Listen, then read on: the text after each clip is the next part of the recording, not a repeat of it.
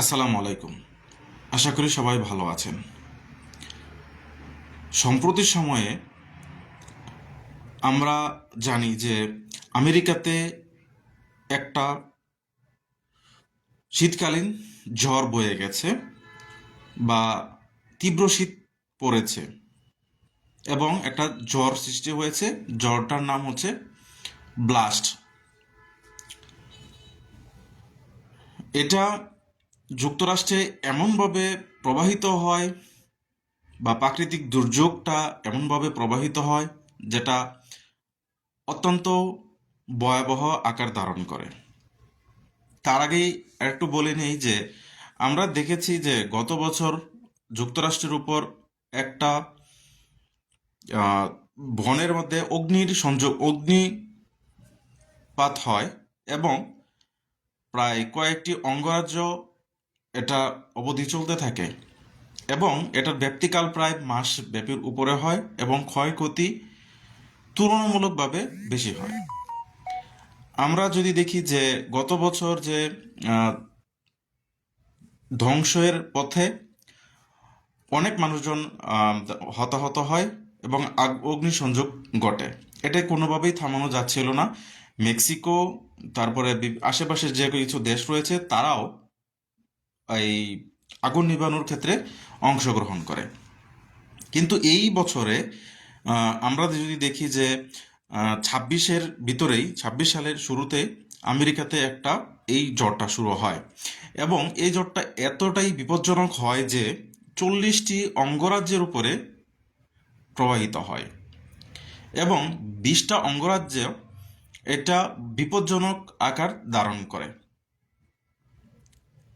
এই যে যে ক্ষতিগ্রস্ত বয়ে যাওয়া যে ঘূর্ণিঝড়, এই ঘূর্ণিঝড় বয়ে যাওয়ার পর ফলে 2,45,00,000 মানুষ ক্ষতিগ্রস্ত হয়, আহত হয় এবং ক্ষতিগ্রস্ত হয় বিভিন্নভাবে এবং 23 জন মানুষ এখানে মৃত্যুবরণ করেন। আমরা যদি ক্ষয়ক্ষতির আরও যদি দেখি তাহলে দেখতে পারবো যে এখানে ঘরবাড়ি বিধ্বস্ত হয়ে গেছে এবং গৃহহীন হয়ে গেছে অনেক মানুষজন। কোথাও টেম্পারেচার নেমে এসেছে 30 ডিগ্রি সেলসিয়াসে, যার ফলে জনজীবনের বিপর্যস্ততা সৃষ্টি হয়। এখানে যদি আমরা যদি দেখি যে 10 লক্ষ মানুষ বা গৃহহীন হয়েছে আহ, এবং বিদ্যুৎ সংযোগ বিচ্ছিন্ন হয়ে গেছে এবং স্বাভাবিক কাজকর্ম ব্যাহত হয়েছে এবং এখান থেকে ক্ষতি হয়েছে প্রায় এই মুহূর্তে ক্ষতি হয়েছে প্রায় $115 বিলিয়ন। তো আমরা যদি দেখি যে এখন সময়ে আমেরিকার জন্য এই ক্ষতিগ্রস্ত হওয়াটা অনেক বেশি নেতিবাচক প্রভাব ফেলছে। কারণ গত বছরের যে আহ, অগ্নিসংযোগ হয়েছিল সেখান থেকে যে কাটিয়ে ওঠা সম্ভবপর হয়ে উঠছিল না। প্রায় আমরা জানি যে এখন পর্যন্ত আমেরিকা $36 ট্রিলিয়ন ঋণ রয়েছে। তারপরেও যদি 2 বছরে এরকম যদি প্রাকৃতিক দুর্যোগ হয়, তারপরেও কিন্তু গত বছর বন্যারও কিন্তু একটা সময়ের সৃষ্টি হয়েছিল, সেখান থেকেও কিন্তু ভালো ক্ষতিগ্রস্ত হয়েছে আমেরিকানবাসীরা। তাহলে এই যে যে উপর্যুপরি বেশ কয়েকবার যদি আমরা আমেরিকার যে আহ, দেখি যে প্রাকৃতিক দুর্যোগের অবস্থা, তাহলে দেখব যে বারবার আমেরিকার উপরে অনেক বড় বড় ধরনের প্রাকৃতিক দুর্যোগ বয়ে গেছে, যেটা আসলে একটা খুব মর্মান্তিক। আমরা যদি দেখি যে এটা কেন হয় প্রাকৃতিক দুর্যোগ এটা কিন্তু আল্লাহ তালার পক্ষ থেকেই আসে এবং মানুষকে সাবধান এবং গজব বেশি হয়ে মানে গজবের কেন্দ্র কেন্দ্র গজবের পরিণতি হয়।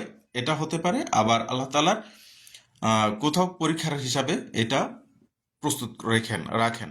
তাহলে প্রাকৃতিক দুর্যোগ কোথায় হবে বা এটা কিন্তু আল্লাহ তালার